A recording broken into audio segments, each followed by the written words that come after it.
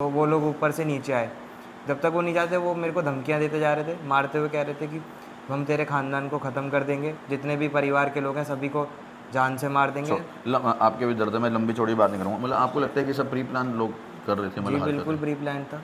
नमस्कार दोस्तों, मुझे पता है कि आप ये जो वीडियो मैं बना रहा हूँ इस वीडियो को पूरा नहीं देखोगे, लेकिन मैं फिर भी कहूँगा आप इस वीडियो को ज़रूर देख लेना। क्यों कह रहा हूँ ये बात? क्योंकि आप लोगों को चाहिए गंद, आप लोगों को चाहिए मसाला, आप लोगों को चाहिए ऊट पटांग। फिर भी निवेदन करूँगा हाथ जोड़ के, इस वीडियो को ज़रूर देख लेना, क्योंकि कई बार हम लोगों को वो चीज़ भी देख लेनी चाहिए कि समाज में यदि कोई व्यक्ति अच्छा काम कर रहा है, किसी गरीब मजदूर की आवाज़ उठा रहा है और उसके साथ कितनी बड़ी समस्या हो गई है। ये नरेंद्र नंदा भाई हैं और हमेशा इसी फौजी की वर्दी में रहते हैं, क्योंकि इनकी अपनी एक फ़ौज भी है। और ये आए दिन, मतलब दिन भर में न जाने, अभी भी मैं यहाँ पे बैठा हूँ तो कुछ पत्रकार भाई यहाँ पे बैठे हैं और बड़ी मुश्किल से इनसे टाइम मिल पाता है बात करने का। क्यों? क्योंकि पत्रकारों का तांता यहाँ पे लगा रहता है, बेशक ये उसको चाय भी ना पिलाएं, वो अलग बात है। लेकिन अब इनके लगातार ये समाज हित में, गरीब मजदूरों के हित में अपनी आवाज़ लगातार उठाते हैं, लेकिन खुद इनके ऊपर कितना बड़ा हमला हो गया, जानलेवा हमला हो गया। और मैं खुद निंदा करूंगा, सबसे घटिया काम किया है जिन्होंने भी इनके ऊपर हमला किया है। इसी चीज़ को जानने के लिए मैं यहाँ पे पहुंचा हूं और मैं फिर निवेदन करूंगा कि इसके अंदर मसाला शायद ना भी हो आप लोगों के लिए, लेकिन इंसानियत के नाते इस वीडियो को देख लेना। नरेंद्र नंदा भाई हैं, एक बार नंदा भैया एक बार पूरी बात मैं चाहूँगा कि जी क्या हुआ था उस दिन का, मतलब वो एक बार दर्शकों को एक बार बताओ, आप खुद बताओ। ठीक, हम जिंदाबाद साथी। हमारे यहाँ क्या हुआ, 13 अगस्त की बात है, रात 10 बजे के आसपास हमारे मतलब कि जो हमारा मकान है, एक तो सामने की गली है, एक पीछे की है, जैसे सर्विस लाइन कहते हैं इसको। उस सर्विस लाइन का जो है ना गेट, कभी कभी मेरा बेटा ही बंद करता है। हम बात करेंगे ऐसे हाँ, आपस में। तो मेरा बेटा ही बंद करता है। तो जब मेरा बेटा बंद करने गया तो नीचे गया वो बंद करने के लिए, तो जैसे गेट बंद करा तो वहाँ पे कुछ असामाजिक तत्व के लोग थे, 7-8 लोग लड़के बैठे थे। और उन्होंने देखा तो वो अपने बनियान में था और गले में हल्की सी चैन थी, भारी नहीं थी, बहुत लाइट चैन आपका थी। बेटा? हाँ, अच्छा। ज़्यादा भारी भी नहीं थी। हाँ। और वो जैसे ही गया तो उसने देखा शराब पी रहे थे हमारे गेट के नहीं वहीं, और गालियाँ लोचे कर रहे थे। तो उन्होंने जैसे खोला तो बोला क्या कर रहे हो, तो इतने में तो उन्होंने चैन देखी, चैन पे झपट्टा मार दिया उसके अंदर घुस के, बदतमीजी। मतलब घर के अंदर घुस के? हाँ, अंदर घुस के। हैं? हाँ, जैसे गेट बंद करने वाला था वैसे ही अंदर घुस के उन्होंने झपट्टा मार दिया। भाई अक्सर हमने तो ये देखा कि रोड पे कोई महिला चल रही है उसकी चैन छीनते हैं। उसके झपट्टा मारा अंदर, वो क्या करा, लड़के ने फिर पकड़ लिया उसको। अच्छा, कितने लोग थे वो? हाँ, कम से 6-7 लोग होंगे। उन्होंने चैन, मतलब लड़के की झपट्टा मार हाँ, दिया? तो उन्होंने पकड़ लिया उसको। ठीक है। जब पकड़ लिया नहीं छोड़ा, और तो उसको कर दिया, तो और उसके साथ क्या है, तो नहीं छोड़ा, तो उन्होंने कोई धारदार हथियार लिया और उसके चेहरे पे मार दिया।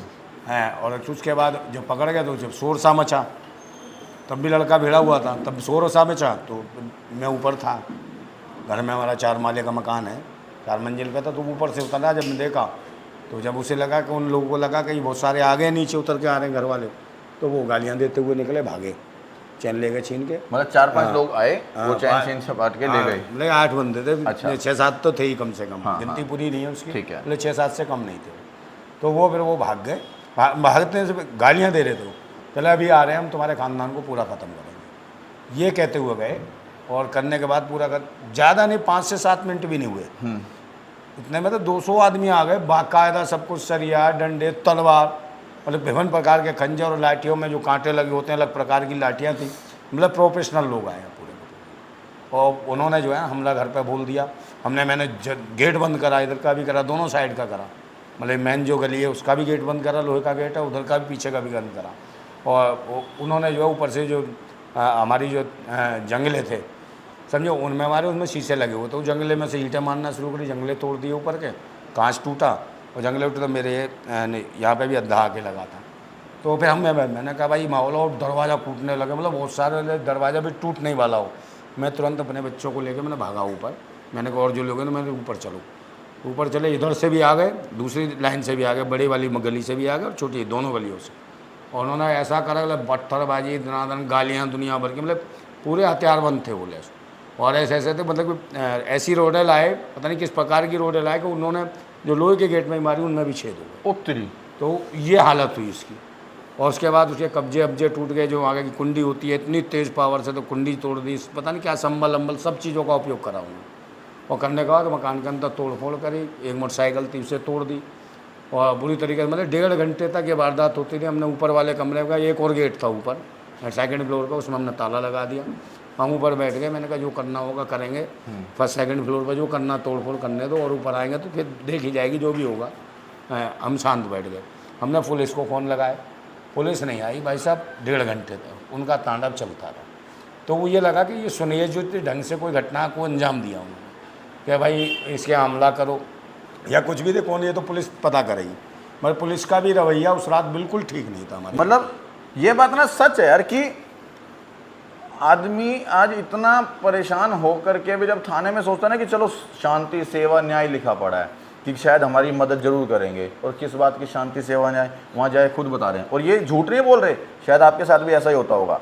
और अगर वीडियो के कमेंट के अंदर लिख देना यदि आपको लगता है कि हमारे हिंदुस्तान की पुलिस ईमानदारी से काम करती है तो वो भी लिख देना, और लगता है नहीं करती है तो भी लिख देना। लेकिन मैं तो फिर भी ये कह सकता हूँ कि 80% लोगों के जवाब यही आएंगे कि पुलिस ईमानदारी से काम नहीं करती। 1.5 घंटे तक इनके घर पे पथराव होता रहा, लड़के के इनके ब्लेड मार दिया, लड़के के इनके क्या नाम है वहाँ पे पट्टी लगी हुई है, मैं दिखवाऊंगा अभी आपको, और चैन ले गए। और 1.5 घंटे तक ये फौजी हैं, और अभी तक भी FIR अब पता नहीं अब हो गई होगी, लेकिन 1.5 घंटे तक कोई पुलिस नहीं पहुंची। और आपका भाई वकील है ना? हाँ।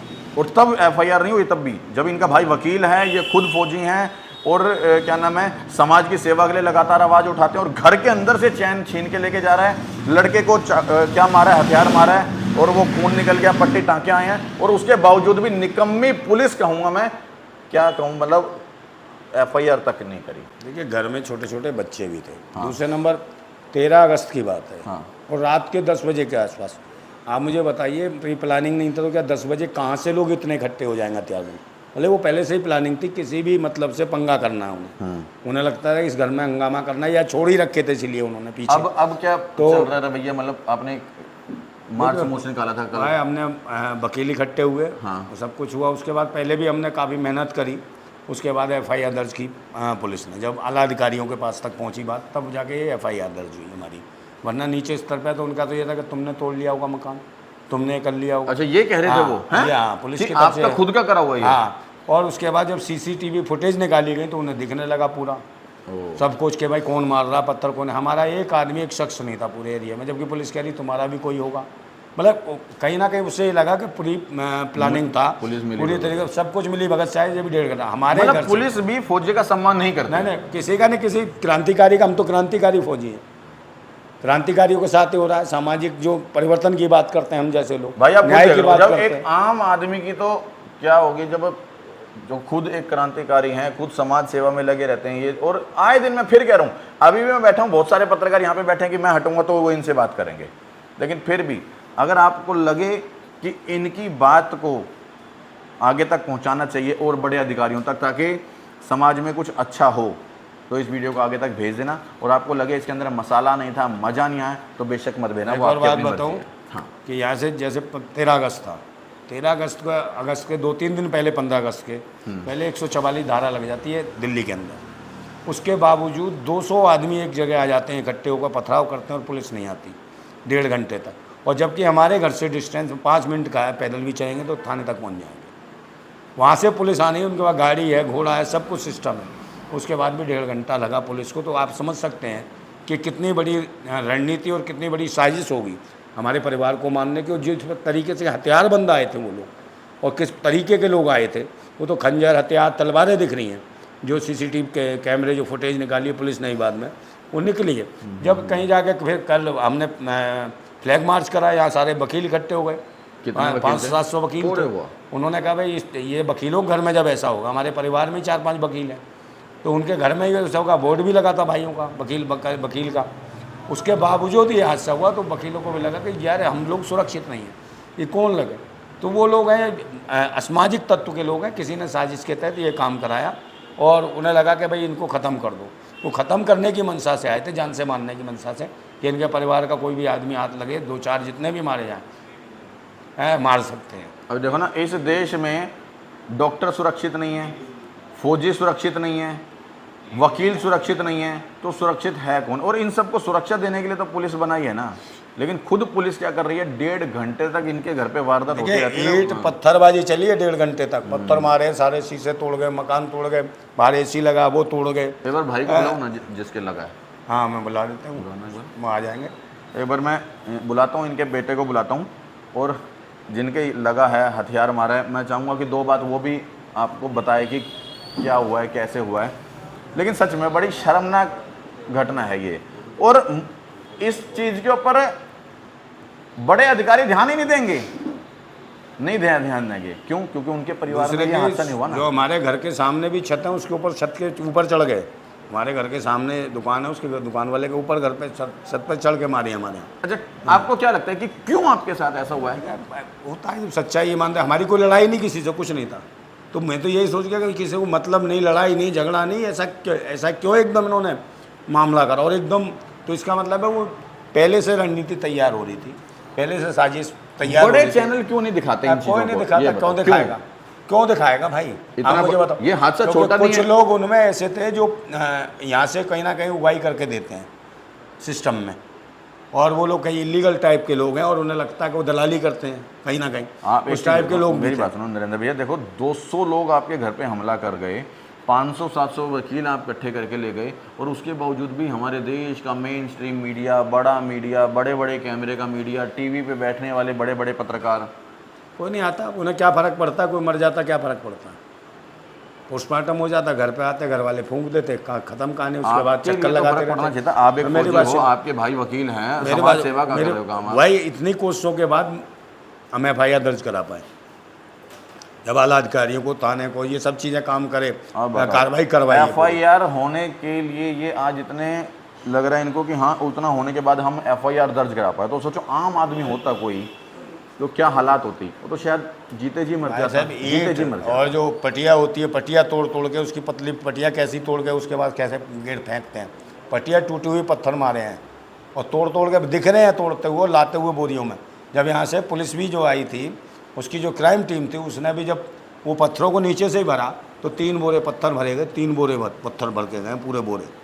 आप मुझे बताइए कितना, मतलब कितने लैस होके आए थे, बुरी तरीके से ले सकते। तलवारें दिख रही हैं चमकती हुई उसमें, हाँ, खंजर दिख रहे हैं, और ये तुम्हारे वो दिख रहे हैं, लठ दिख रहे हैं जिसमें कांटे डाला, कोई कीले ठोके वाले, बड़े खतरनाक, जो मतलब प्रोफेशनल लोग थे, वो जान से ही मारने आए थे। उनका मकसद ही ये था। बुला लेते हैं, तो उनका मकसद ही ये था।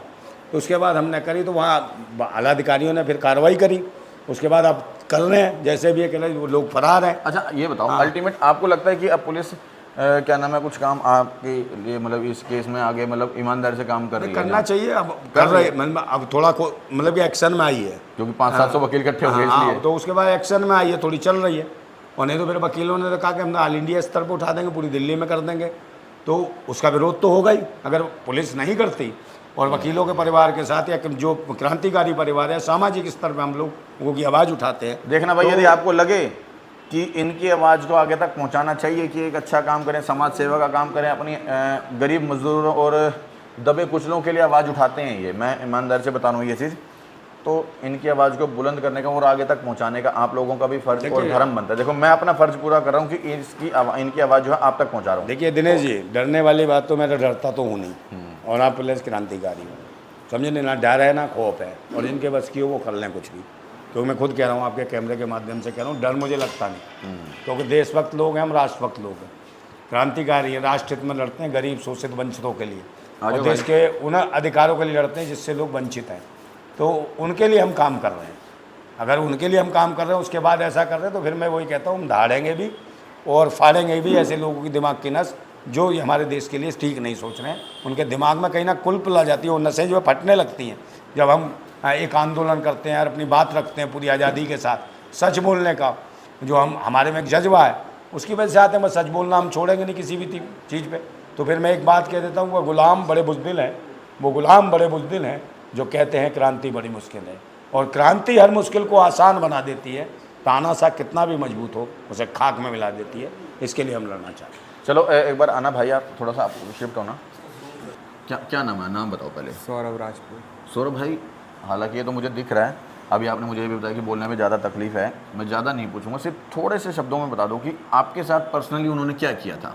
मैं रोज़ की तरह अपना गेट बंद करने जाता हूँ नीचे मेन गेट का पीछे। तो मैं वहाँ पे कुछ लोग थे, जब मैं गेट बंद कर रहा था तो उनमें से एक आदमी ने मेरे चैन पे हाथ मारा। गले में पहन रखी थी आपने? चैन पहन रखी थी, जो उसने चैन छीनी, तो मैंने उसका हाथ पकड़ा, तो वहीं उसके दूसरे बंदे ने मेरे के मुंह पे रब मारा किसी चीज़ से, नोकीली धारदार चीज़ से। अच्छा। फिर वो छुड़ा नहीं पाया अपना हाथ, तो उसके एक और उसने दोबारा मारा मेरे, जिसके दौरान फिर उन्होंने मेरे से बदतमीजी करना शुरू कर दी। सब मेरे घर में आने लगे, कम से कम 5-6 व्यक्ति थे जो एकदम से मेरे घर में आ गए, फिर गाली गलौज करने लगे। फिर मैंने अपने पापा को आवाज़, अपने घर वालों को आवाज़ मारी, तो वो लोग ऊपर से नीचे आए।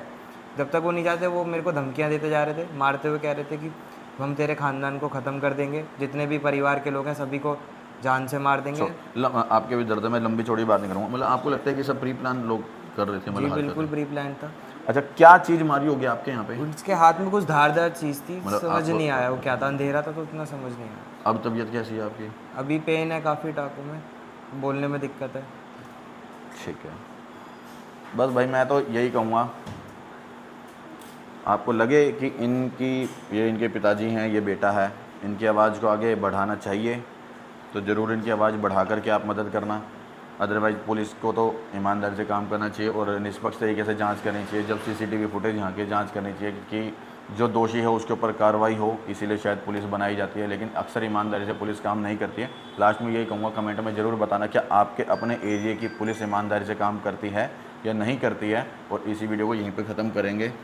जय हिंद, जय भारत, वंदे मातरम।